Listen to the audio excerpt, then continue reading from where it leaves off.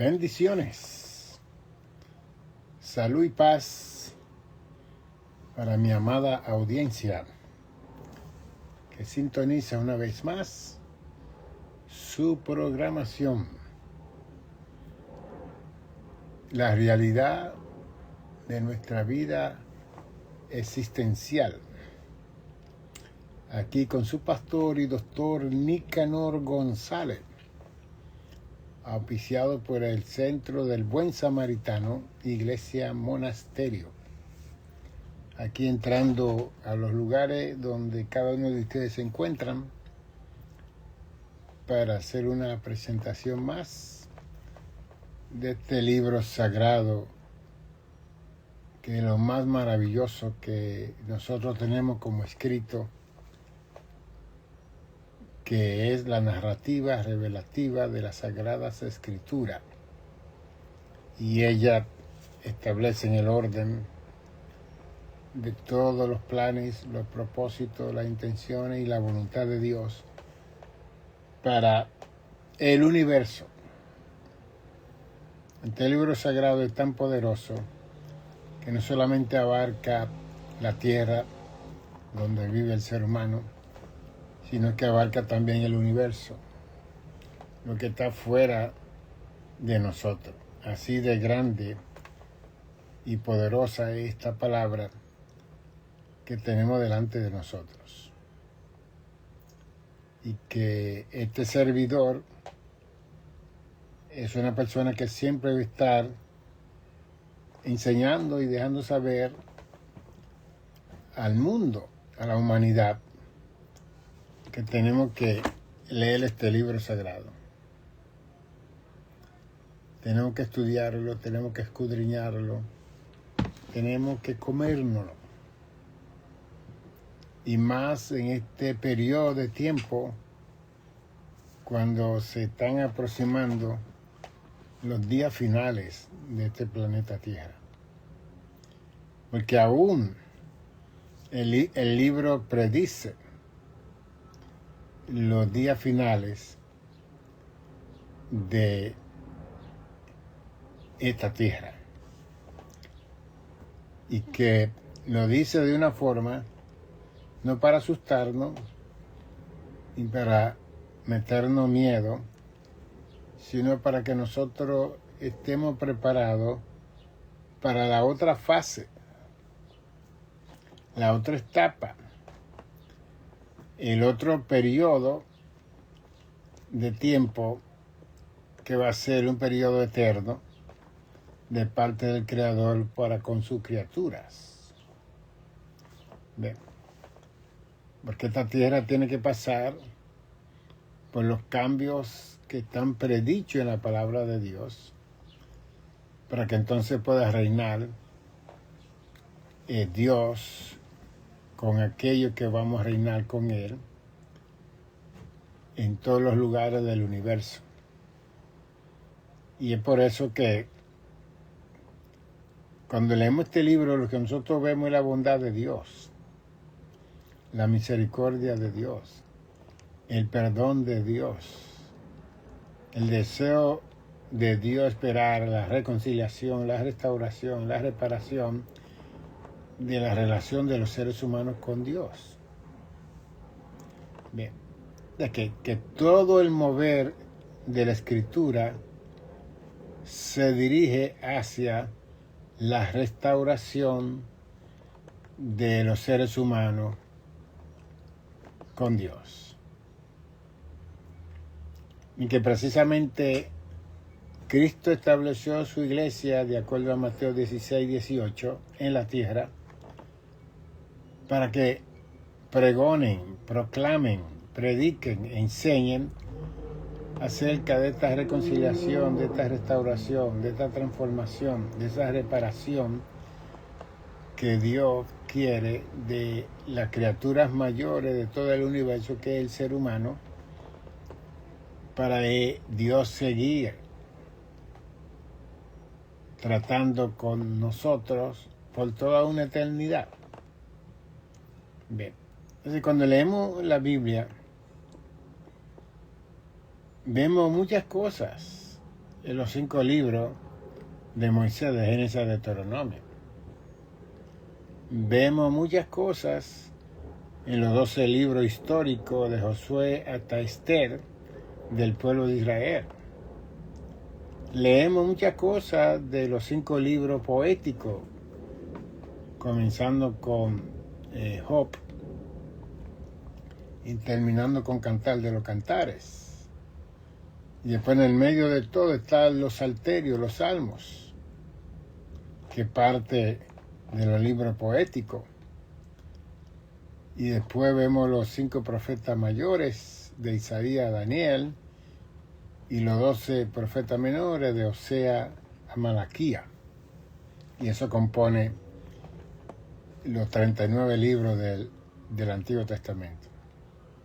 Cada uno se escribió en diferentes etapas, diferentes tiempos, diferentes situaciones, diferentes circunstancias, diferentes ambientes, con una cultura, que era la cultura judía, que prevalecía dentro del escrito bíblico.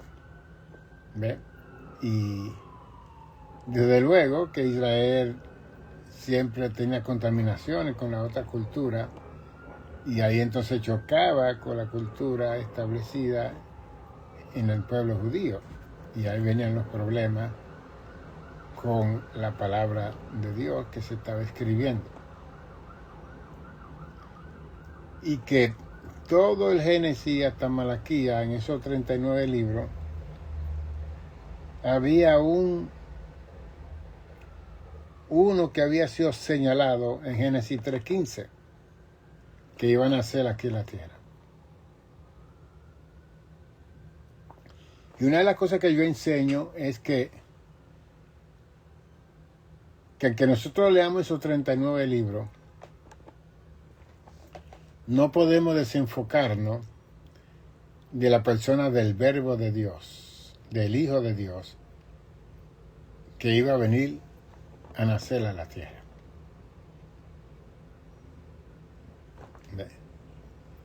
Y que todo de Génesis 3:15 hasta Malaquía estaba relacionado con la visita de Dios personalmente, presencialmente, al pueblo de Israel. Todo lo que se movió en el Antiguo Testamento tenía un matiz, una relevancia a la persona de Jesucristo.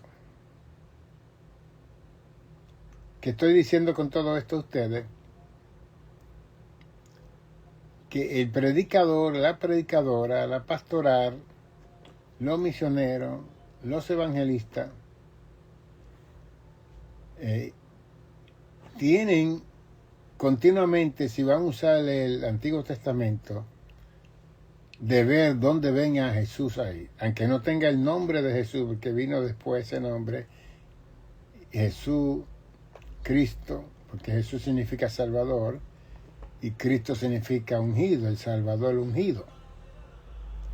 Eso tuvo su génesis en Lucas capítulo 2, cuando le dicen que se llamara su nombre Jesús, el Salvador del mundo. A María le dejaron saber eso Gabriel, el arcángel Gabriel. Entonces, el estudio que nosotros hacemos y lo que nosotros contemplamos dentro de todos los libros históricos, del Pentateuco, los 5 libros, los libros poéticos, profetas mayores, menores, siempre tenemos que estar mirando dónde está la visitación de Dios a través del Hijo. Y que eso tiene su componente y su relación con familia, persona, descendencia, que comenzó con la tribu de Judá, de acuerdo a Génesis 49:10, cuando Jacob se sienta a profetizarle a sus 12 hijos. En el verso 10, Jacob dice, de Judá saldrá el legislador, Silo, y a él se reunirán todas las naciones. Ve, que en Génesis 3:15 se da la orden que la simiente iba a tener un hijo que le iba a pisar la cabeza a la serpiente antigua, pero que la serpiente antigua lo iba a herir en el calcañal, en los tobillos, pero que esa simiente le iba a pisar la cabeza a la serpiente antigua y que esa simiente iba a nacer de una mujer. Entonces vienen los demás capítulos, Génesis 4, 5, viene el diluvio, capítulo 6, 7. Se salva Noé, sus 3 hijos, sus 3 esposas, 8 personas, y se pobla de nuevo la tierra. Nimrod, en el capítulo 11 de Génesis, trata de hacerle una torre, y se centra toda la humanidad en la torre de Babel, en esa área fértil, y Dios entonces le confunde las lenguas para que cada uno se distribuya a todos los países que hoy en día tenemos. Y al confundirse la lengua, cada uno buscó a la persona que hablaba la lengua que ellos hablaban. Porque el deseo de Dios se estableció en Génesis 1, 27, 26, 27. Fructificar, multiplicar, llenar la tierra.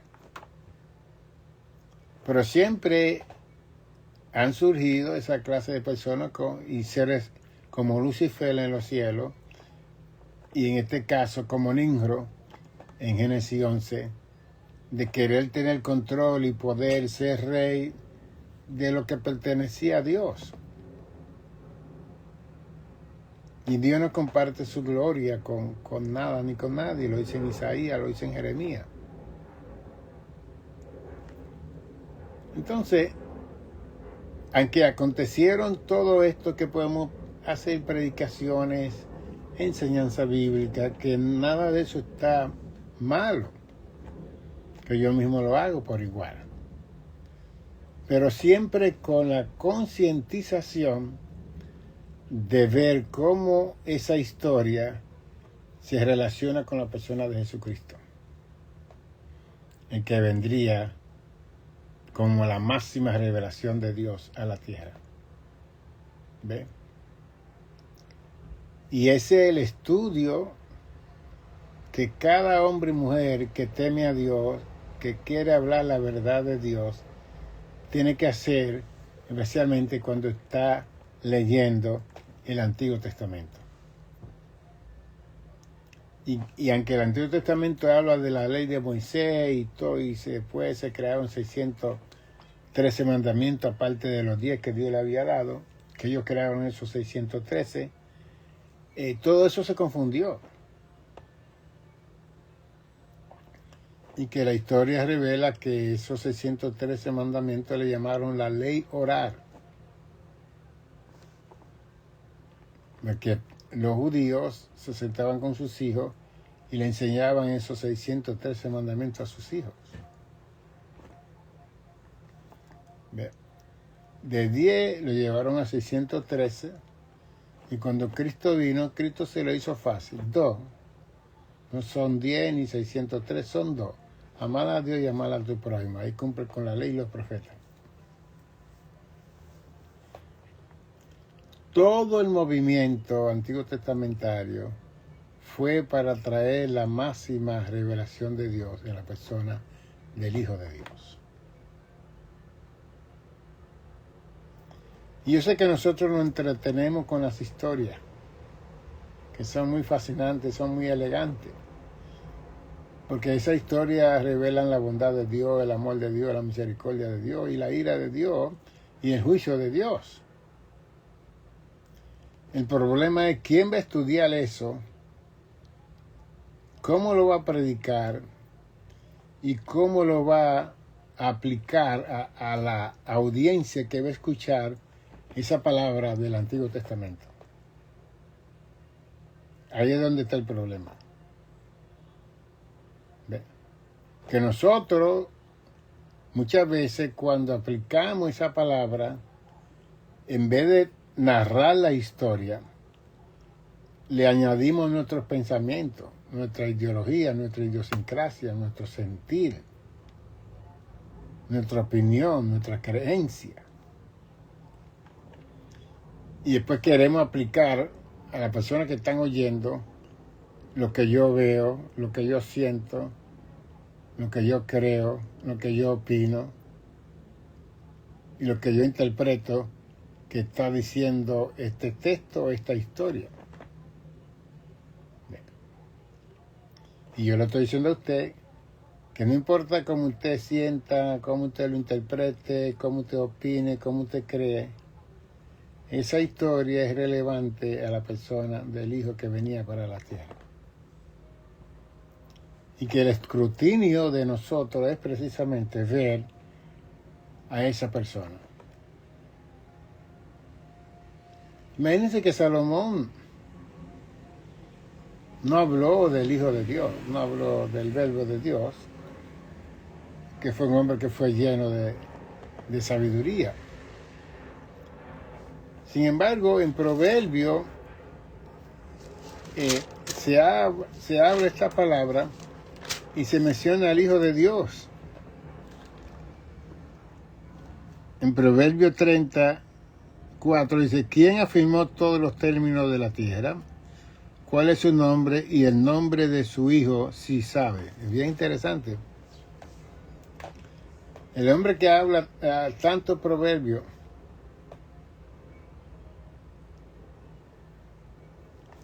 de repente está diciendo acerca del Hijo de Dios si sabe su nombre y lo conoce.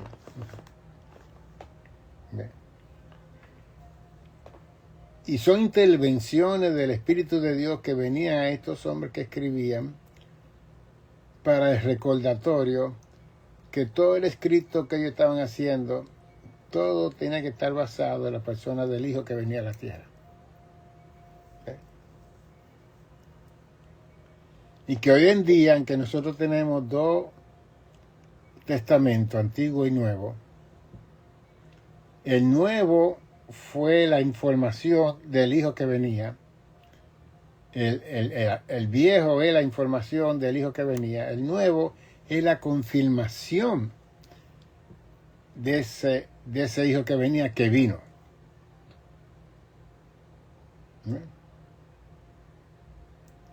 Entonces ahí es donde nosotros tenemos que tener la comparación,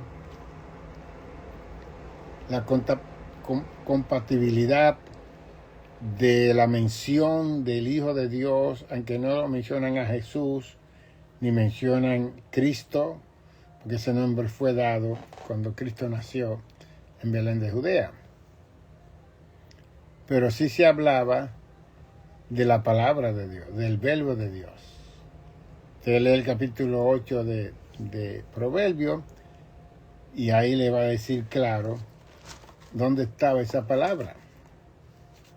¿Dónde estaba esa palabra de Dios? Lo hice bien claro y yo quiero leer algunos versos para que usted pueda ver que esto no está en un vacío. Esto es muy relevante a lo que estamos hablando. Bien. Excelencia y eternidad de la sabiduría de Dios es la superinscripción que está en el capítulo 8 en la parte de arriba. Bien. Entonces, el capítulo 8 dice, cuando formaba los cielos, allí estaba yo. El verso 27. Cuando trazaba el círculo sobre la faz del abismo, cuando afirmaba los cielos arriba, cuando afirmaba la fuente del abismo, cuando ponía al mar su estatuto para que las aguas no traspasasen sus mandamientos, cuando establecía los fundamentos de la tierra, con él estaba yo ordenándolo todo. Y era su delicia de día en día, teniendo sola delante de él en todo tiempo. El verbo estaba ahí. Por eso es que en Hebreo 1, versos 1 y 2 dice que Cristo constituyó el universo. Por él fue constituido el universo. ¿Ve? Y Lucifer, cuando está en la tierra, en el capítulo 4, versos 4 y 5 y 6, y Lucas, capítulo 4, versos 4, 5 y 6 y 7, habla que Lucifer le estaba ofreciendo todos los reinos de la tierra a Cristo si Cristo se pusiese de rodillas delante de él. Es una cosa increíble. Bien.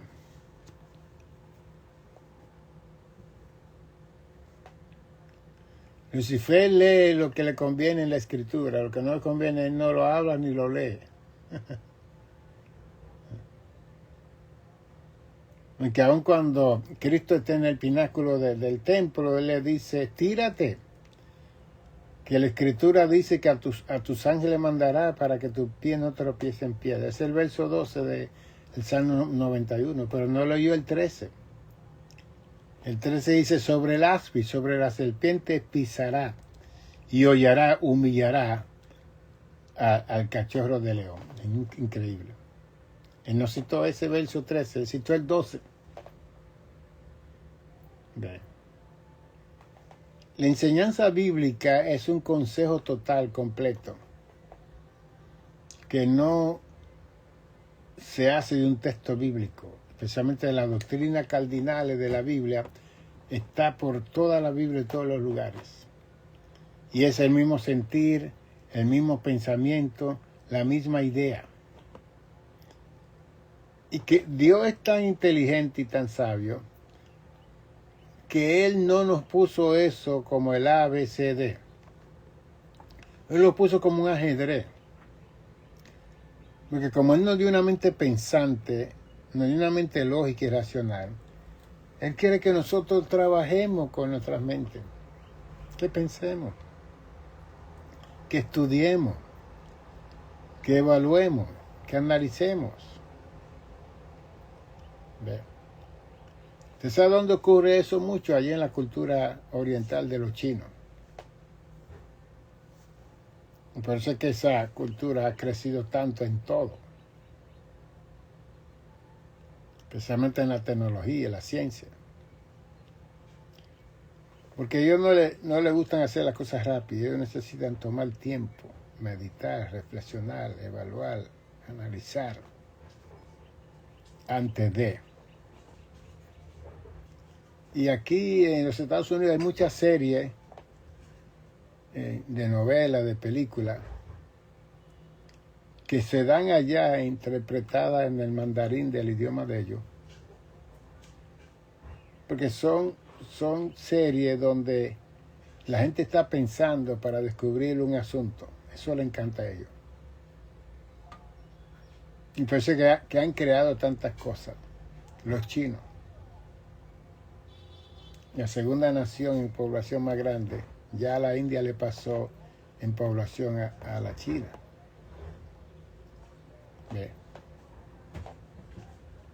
Entonces, nosotros leemos el texto bíblico, lo estudiamos y lo predicamos. Lo bueno de un trabajo pastoral, que yo lo hice por 44 años, es que el trabajo pastoral no tiene que tener prisa para presentar todo el consejo de Dios a un grupo de personas que está atendiendo a esa asamblea, a esa congregación. Y yo lo que siempre hacía en esos 44 años es que preparaba estudios consecutivos, que tenía un seguimiento para llevar a la congregación a una enseñanza sólida, concreta. Y que en ese periodo de tiempo no se invitaba a nadie ni se presentaba a nadie porque iba a dañar lo que yo estaba haciendo. Porque si estamos hablando de la santidad y te invita a la otra persona que va a hablar de otra cosa, entonces ya va a haber una interrupción en la enseñanza. Y esta mente de nosotros es increíble. Cuando se desvía para volver y regresar al lugar primero,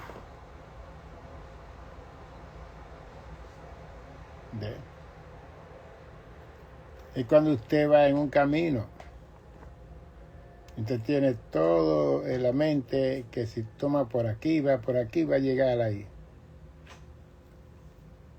Y de repente viene ahí y dice, no, mire de este lado.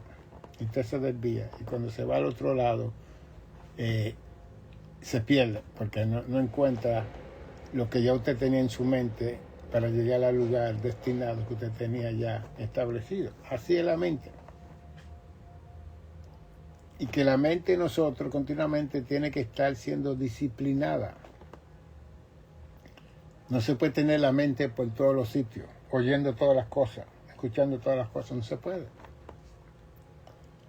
Pero entonces, y que digo que la pastoral tiene esa bendición de que en medio del proceso de la enseñanza puede cometer un error y en la otra enseñanza corregirlo.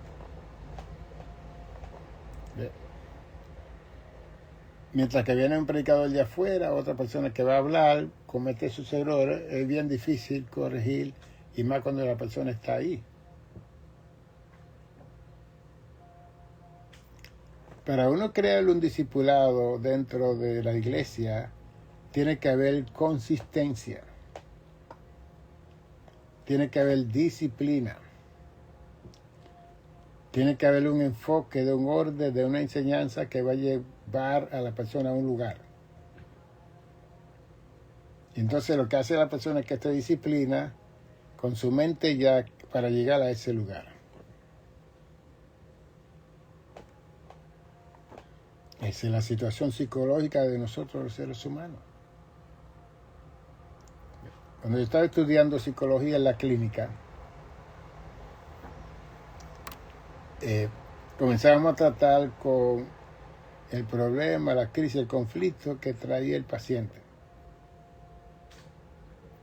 Y la persona hablaba, y yo escuchaba y escribía algunas cosas cuando la persona se iba, para más luego la semana siguiente seguir con el tema.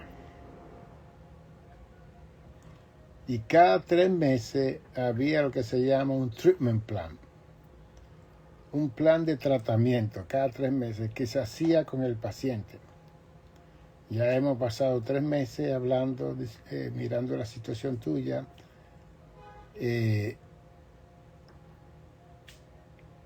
¿Qué tú quieres que siga sucediendo en tu vida? Vamos a hacer un plan de tratamiento que dure 3 meses más para ver en esos 3 meses dónde tú quieres llegar. Así que yo entrené mi mente y mi vida en ese particular. Eso me ha ayudado mucho para yo ayudar a la gente a entrenarse, a disciplinarse, a organizarse para lograr su cometido de vida, de destino. La escritura por igual tiene ese concepto psicológico también. ¿Ve? Que Dios levanta a un hombre, una familia, y levanta una nación. Y que a ese hombre, a esa familia, a esa nación, le dieron promesas. Y que esas promesas iban a tener su cumplimiento de acuerdo al proceso del tiempo que iba a transcurrir mientras esa nación se desarrollaba como nación, que fue la nación de Israel. ¿Ve? Y que el propósito de Dios levantar a esa nación de Israel era para traer al Mesías a través de ellos.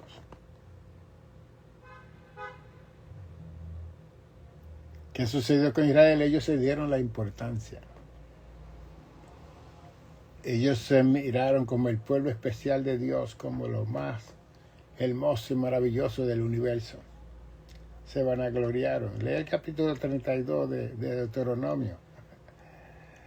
Engordó Jesurum, se vanagloriaron. Y por eso cayeron. Porque se desviaron del propósito de la misión que Dios tenía para ellos como pueblo, de ser luz, los ojos de Dios, las manos de Dios, los oídos de Dios, los pies de Dios, para alcanzar a las demás naciones que adoraban tantos dioses. Pero ellos mismos se contaminaron adorando esas estatuas. Imagínense Salomón, que duró 40 años de rey en Israel, 1000 mujeres de esposas, mujeres de todos los lugares, de toda esa área, y cada una de ellas trajo su altar, trajo sus dioses de madera, de estatua. Y lo interesante es que el templo que Salomón había edificado, él le hizo su espacio a cada dios de ellos. Estamos hablando de un hijo de Dios, del hijo de David, que de ahí es que viene la genealogía de Cristo. Pero mire lo que hizo Salomón. ¿Ve? Que no siguió esa línea de su padre. Se enorgulleció con su sabiduría. Comenzó a idolatrar, comenzó a tomar mujeres de todos los lugares que no estaba supuesta a tener. Se enriqueció, se vanaglorió. Y que cuando nosotros vemos la historia de la Biblia, vemos a un Dios que está teniendo experiencia con la obra maestra de su creación, que es el ser humano. Y está viendo cómo nosotros estamos haciendo, cómo estamos actuando, cómo estamos hablando, cómo estamos. Dios está viendo todo eso. Y en medio de todo lo que estaba viendo Dios, también estaba Lucifer con una tercera parte de los ángeles al lado de él, viendo también lo que hacía la humanidad. Entonces, Lucifer decidió convertirse en el acusador de nosotros, delante de Dios.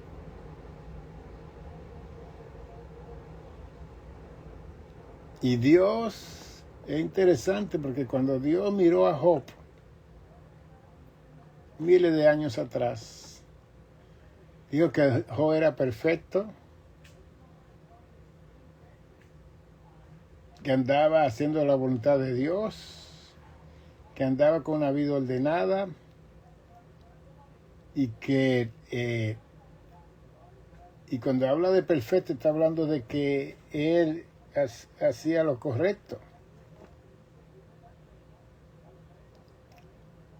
Y Dios se agradó con este hombre llamado Job, hasta que vino Lucifer y oyó de Job.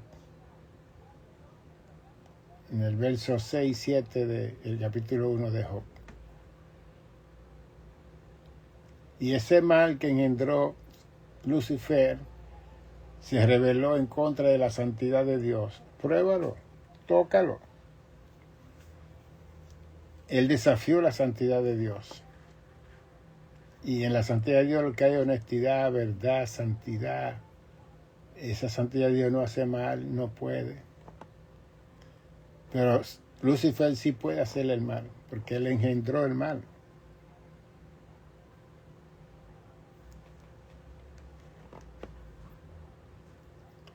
Entonces, el mal desafió la santidad de Dios y Dios le dio la oportunidad al mal que se manifestara.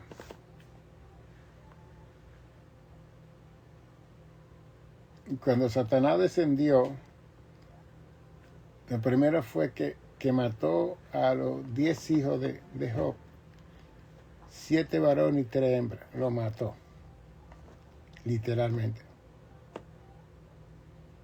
Todos los camellos, los caballos, las ovejas, los bueyes, las casas, las destruyó con tormenta y con tornado y con terremoto.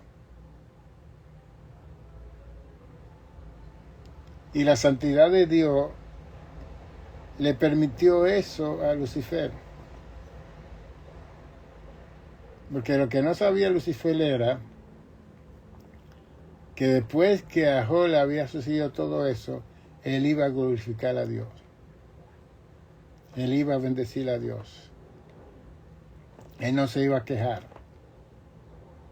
Al contrario, Job dijo, Dios quitó sea el nombre de Dios bendito en el capítulo 1, versos 21 22. Dios me lo dio, Dios me lo quitó pues.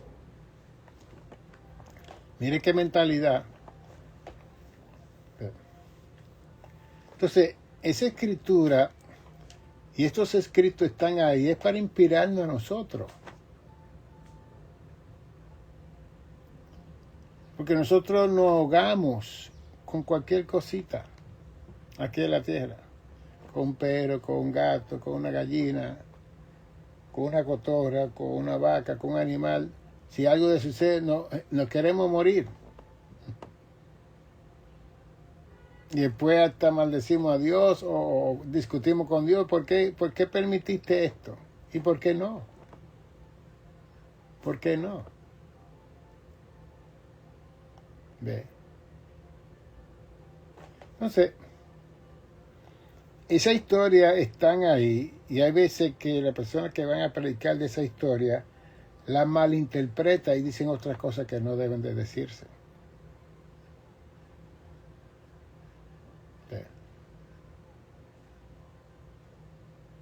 En capítulo 52, 53, Isaías habla del siervo sufriente, habla de la persona de Jesucristo. Está todo detallado ahí, todo específico. El Salmo 22 habla de toda la fuerza del mal que se iban a levantar contra el Hijo de Dios en el Getsemaní. Salmo 22. Salmo 2 habla de las naciones que se iban a virar en contra de su Hijo.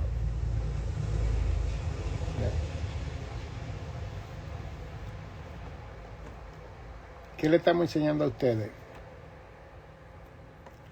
Que cada vez que nosotros leamos un libro del Antiguo Testamento, vamos a buscar el verbo de Dios, la palabra de Dios. Que es lo más importante, que la historia que se está narrando en ese libro, en ese capítulo, en ese lugar. Entonces eso le va a enriquecer a usted y a mí. Para que cuando lleguemos al Nuevo Testamento, veamos todo claro. Lo que el escrito antiguo testamentario es una afirmación y el Nuevo Testamentario es una confirmación de la afirmación y declaración que se hicieron del Hijo que iban a nacer aquí en la tierra. ¿Ve? Y yo sé que a nosotros se nos hace fácil narrar una historia y contar la historia y relacionarla con nosotros, con los sufrimientos de nosotros. Pero en ese momento, usted no es importante ni yo tampoco. Es la palabra. Es lo que Dios quiso decir cuando permitió que eso se escribiera en la revelación mayor que es la palabra de Dios. Ahí es donde está el área de pensamiento, de análisis, de reflexión, de meditación, de la búsqueda del discernimiento espiritual para ver cómo somos iluminados con esa palabra revelada, porque Dios no te va a dar más revelación, como muchos dicen. Dios me reveló, Dios no te reveló nada, ya eso está revelado. Usted tiene que hacer su estudio y prepararse para conocer el contexto histórico de esa revelación. Entonces, cuando usted conoce el contexto histórico, usted lo que ve a contribuir a la ya revelación hablada, dicha por Dios. Usted no es un vaso especial para que Dios le siga revelando qué. Ya todo Dios lo reveló. Todo lo que tiene que ver con salvación, Dios lo reveló. Y está escrito de Génesis a Apocalipsis. Y Apocalipsis, como último libro, termina con todo y entramos en la eternidad. Mire cómo que va esto. Génesis es el principio de todo. El comienzo de todo. Cómo comenzó todo. Y después vemos la situación que produjo el pecado en los seres humanos, que trajo un diluvio. El pecado y la maldad que habían cometido los seres humanos en la tierra. Un diluvio trajo. Y solamente 8 se salvaron en ese diluvio y la tierra se llenó de gente de nuevo. La familia de Noé. ¿Qué le queremos decir a ustedes con esto? Pues eso mismo. Que todo lo que vemos que ocurrió en el Antiguo Testamento es un ejemplo, es un modelo para la manifestación del verbo, la palabra de Dios, que fue Jesucristo. Así que Cristo se convierte en la esencia, en la sustancia, en el eje, en el meollo, en el núcleo de todo el movimiento revelativo de Dios en las Sagradas Escrituras. ¿Ya? Y que nosotros, si estudiamos y leemos y escudriñamos bien el escrito bíblico, lo vamos a ver. Porque tenemos hoy en día el Espíritu Santo, que nos va a iluminar la revelación escrita. Pero ya cuando usted usa el término Dios me está revelando, ya usted se salió de quicio. Se desvió. Y eso no lo va a llevar a ningún lugar. Yo he tenido líderes que han tratado de hablar conmigo acerca de revelaciones que ellos reciben. Entonces ellos mismos se han dado cuenta y me dicen, no, con Nicanor no se puede usar la palabra revelación. Yo no soy nadie para usted no usar, usted la puede usar. Simplemente que cuando usted la usa con lo que ya está revelado, usted sabe que yo lo voy a poner a usted fuera de orden. Usted está desviado, entonces ese desvío lo va a llevar a usted a una secta religiosa, una falsedad. Y la gente que lo están oyendo a usted van a ser engañados también. Como todas esas personas que yo oigo en las redes diciendo que Dios me habla toda la mañana. ¡Wow! En el Antiguo Testamento transcurrían años para Dios hablarle a un profeta, a una persona que tenía que hablar una palabra de Dios al pueblo de Israel. Años. ¿Y usted se cree que usted es mejor que Isaías, que Jeremías, que Ezequiel, que Daniel? Usted no ha leído el capítulo 10 de Daniel. Y Daniel se dispuso a conocer el futuro de Israel y se puso a ayunar y a orar. Y en un momento dado tuvo que durar 21 días para recibir la respuesta de Dios. 21 días. ¿Ya?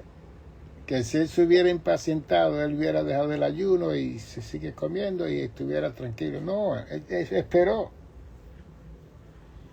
Y cuando vino Gabriel a presentarle la situación, hubo una lucha en los cielos, una lucha cosmológica. Entre Gabriel, Miguel y el príncipe de Persia que estaba por ahí.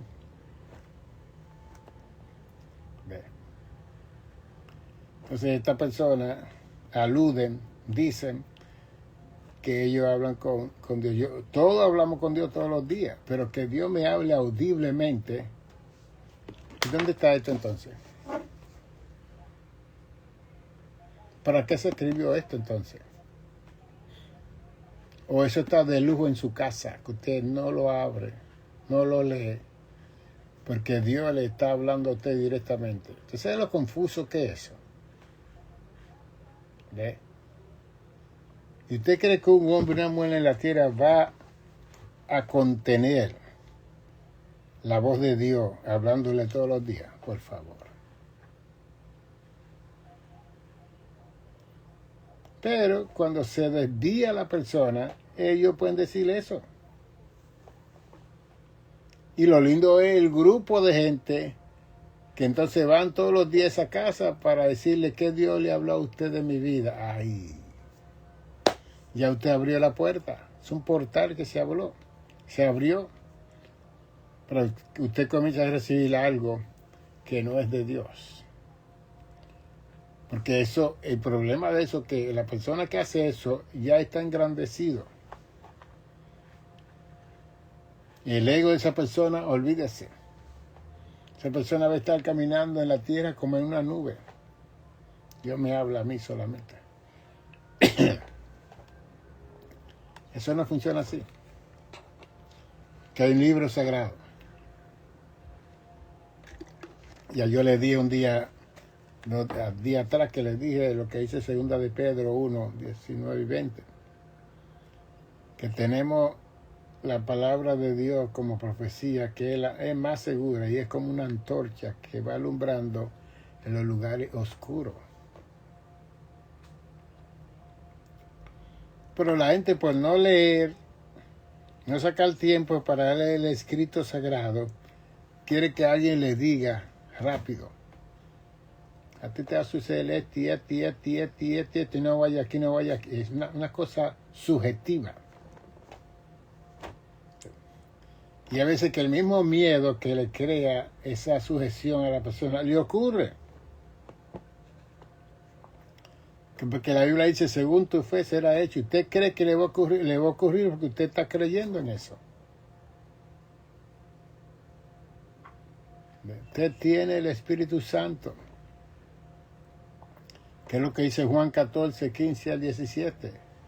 Me voy, pero enviaré el Consolador, el Paracleto, el que va a estar a su lado y dentro de vosotros. Él os guiará a toda verdad.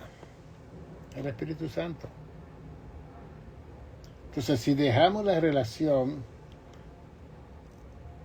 con la tercera persona de la Trinidad, el Espíritu Santo, ¿quién nos va a dirigir hoy en día? Porque Cristo se fue, pero Él no nos dejó huérfanos, Él nos dejó con el Espíritu Santo.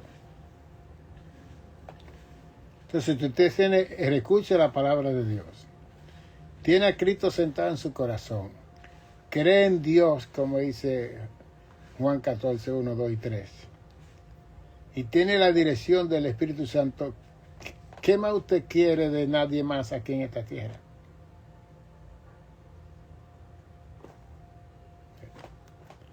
Pero nosotros siempre vivimos una vida insatisfecha, insegura, llena de incertidumbre. Y es más fácil oír que aquel es que tiene la unción y tiene el poder, y ese es que me va a profetizar y me va a decir.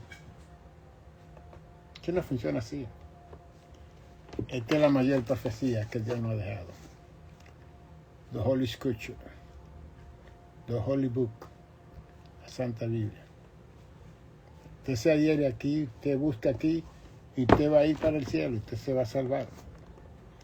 Usted busca la gloria de los hombres y las mujeres aquí en la tierra, usted no se va a salvar, usted se va a condenar, se va a confundir, va a caerle una secta religiosa equivocada. Entonces este maestro que le está hablando a usted, lo ama a usted tanto, que quiero preservarlo, quiero guardarlo, quiero abrazarlo con la verdad, para que usted pueda discernir cuando esté viendo esas situaciones que están ocurriendo.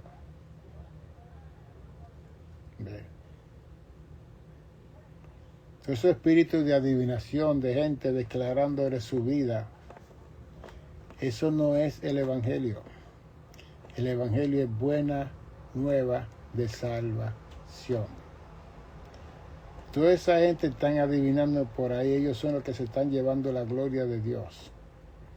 Ellos son los que están siendo invitados, haciéndose dinero, siendo virales. Olvídese, es un lío que tenemos con eso, especialmente en este tiempo. Bien. Dios me da una palabra para su vida y yo lo conozco a usted. Yo no tengo que hablar lengua, yo no tengo que brincar, yo voy, el Señor me dijo que le dijera eso a usted. Eso. Sea bueno, sea malo, no hay que estar haciendo un show o usando el micrófono. El Espíritu Santo es un caballero que guarda el testimonio, guarda a la persona de ser difamado, de ser señalado, especialmente cuando todos estamos procurando ir al cielo. Yo quiero salvarme. ¿Que voy a cometer errores? Seguro. Usted vio que yo cometí un error, corríjame. Venga solo, no venga con un grupo de policía y de gente, venga usted solo. Porque a la larga usted se va a morir y vamos a estar delante de ellos también. Pero nosotros no leemos la palabra y entonces nos señalamos, nos condenamos, nos destruimos. Y hay personas que se van a destruir a sí mismos. Porque hay otras personas que no cogen consejos, que no cambian, que siguen igual siempre. Eso es diferente. Dios se encarga de esas personas. No tome el juicio de Dios, como dice Romanos 12. Mía es la venganza. No venguéis los unos a los otros, amados míos. Pero nosotros no somos así, nosotros no vengamos.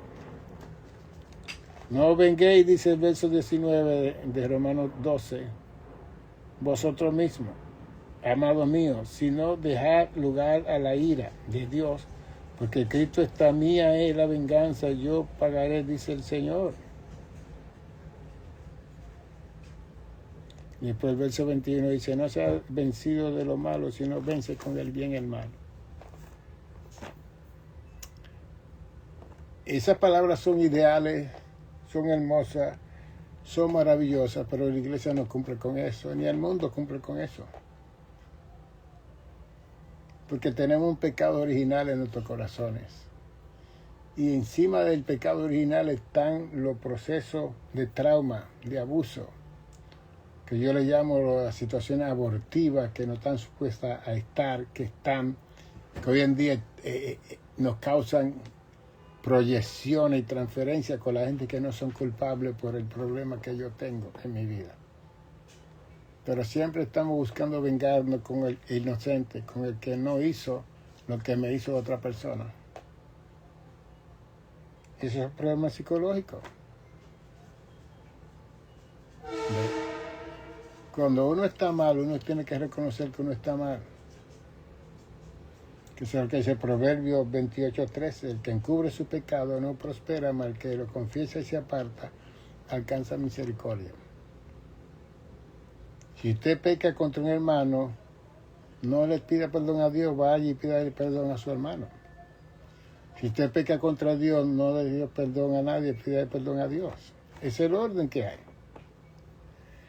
Nosotros vamos a juzgar a los ángeles, dice la Escritura, a los ángeles.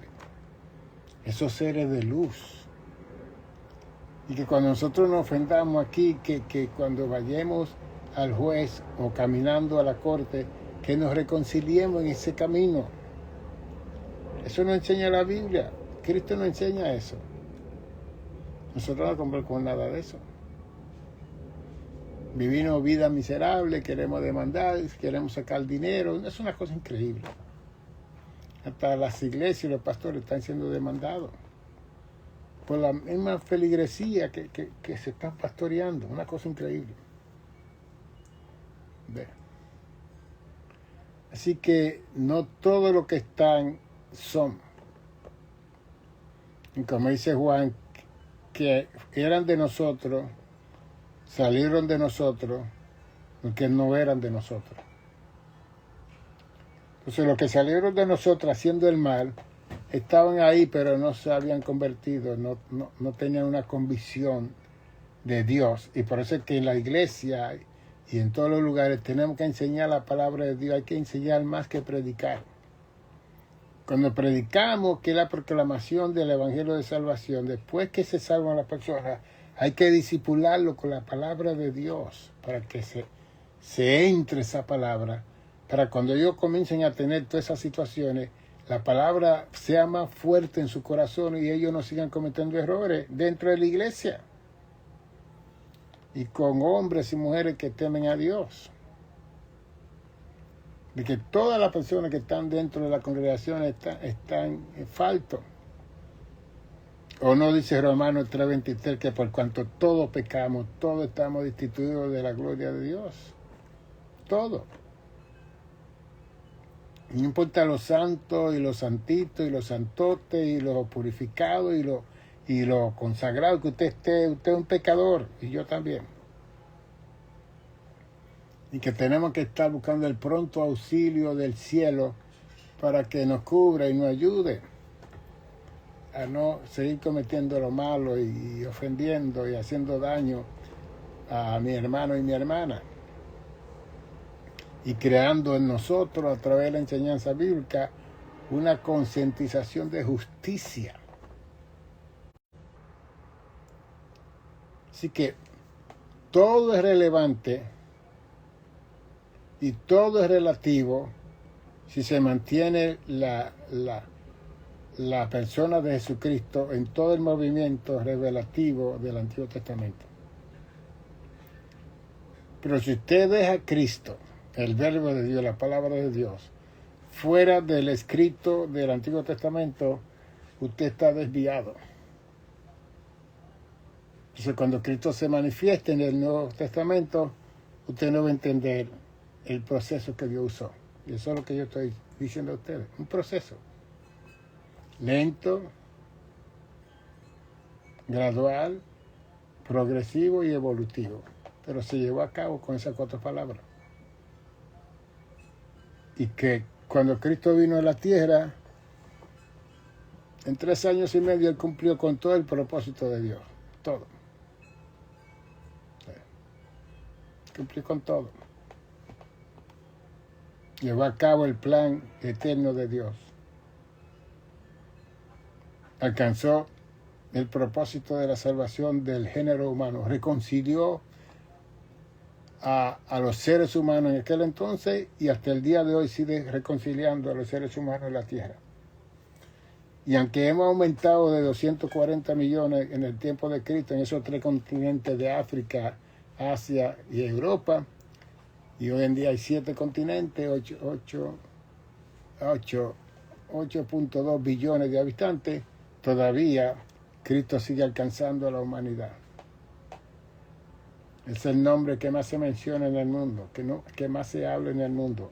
Yeshua, Jesus, Cristo. Se sigue adorando en todos los idiomas, en todos los lugares, en todos los dialectos. Jesús. Bien. Porque la humanidad quiere salvarse. Y Cristo dijo en Juan 14:6, yo soy el camino, la verdad y la vida.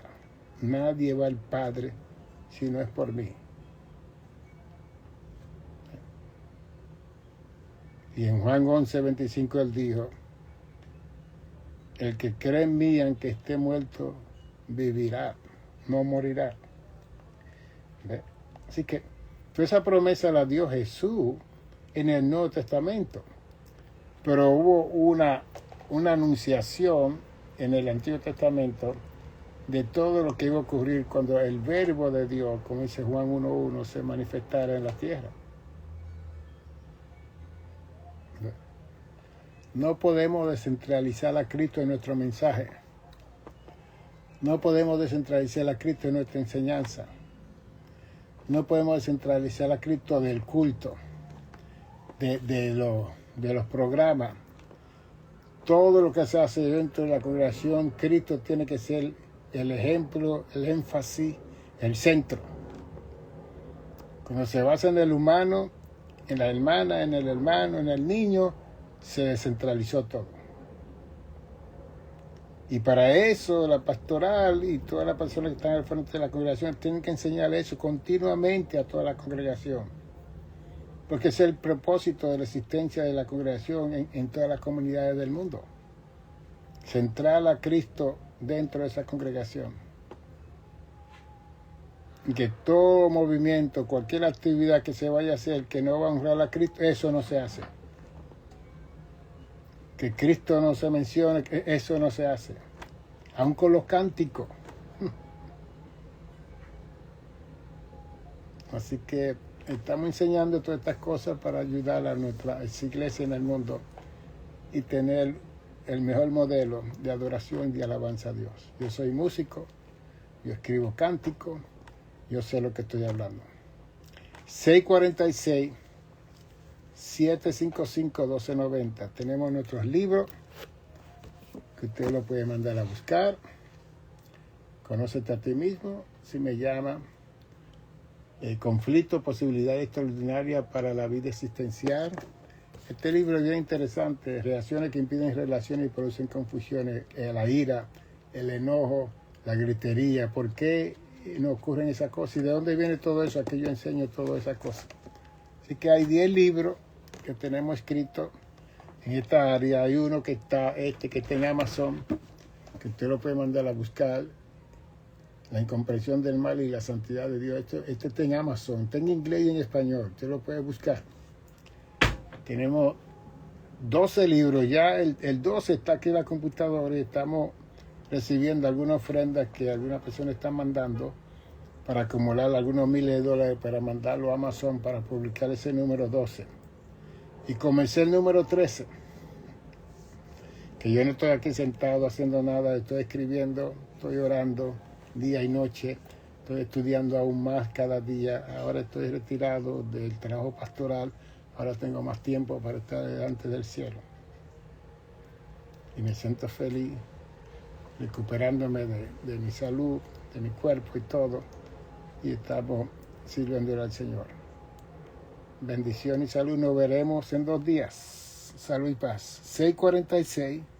646-755-1290 es nuestro número para que usted llame para recibir la información de los libros. Si quiere hacer un SEO y mandar una ofrenda, usted usa ese número y entonces lo hace a través de ese número. Bendiciones.